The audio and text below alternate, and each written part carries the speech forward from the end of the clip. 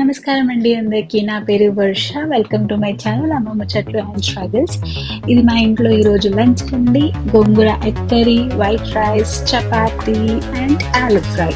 చాలా మందికి ఫేవరెట్స్ ఉంటాయి అనుకుంటాను ఇది.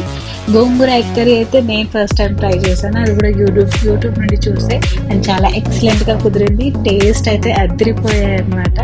టేస్ట్ బడ్స్ ఇట్లా లేచి డాన్స్ చేస్తున్నాయి కర్రీ చూసి. సో చపాతీ నేను ఈరోజు ఆప్షనల్గా తీసుకున్నాను. ఎవ్రీడే నా meal complete satisfaction meal is rice అనమాట. రైస్ అస్సలు మిస్ చేయను. I belong to Telangana. నాకైతే రైస్ చాలా ఇష్టం, కానీ ఆప్షనల్గా చపాతీ మన మీల్ కాదు, ఆప్షనల్గా తీసుకున్నాను. ఇంకా నేను రైస్ కూడా వైట్ రైస్ ప్రిఫర్ చేస్తాను. అది అన్పాలిష్డ్ రైస్, మా పొలాల్లోనే పండిన రైస్. అది పాలిష్డ్ రైస్ కాదు, ఎందుకంటే అన్పాలిష్డ్ రైస్లో గ్లైసెమిక్ ఇండెక్స్ అనేది తక్కువ ఉంటుంది, పాలిష్డ్లో ఎక్కువ ఉంటుంది. So cup of ball rice కొంచెం తక్కువ తీసుకున్నాను. 3 eggs కంప్లీట్గా తింటాను. ఇది మనం సాటిస్ఫాక్షన్తో తినుకుంటూ కూడా మస్తుగా వెయిట్ తగ్గచ్చు. అస్సలు కంట్రోల్ చేసుకోవాల్సిన అవసరం లేదు. సాయంత్రానికి నేను ఫ్రూట్స్ కూడా తీసుకున్నా. 1-2 hours గ్యాప్ ఇచ్చేసి ఇవి pineapple slices, Jack fruit seasonal ఏది ఉంటే అది కొంగ పడేస్తా.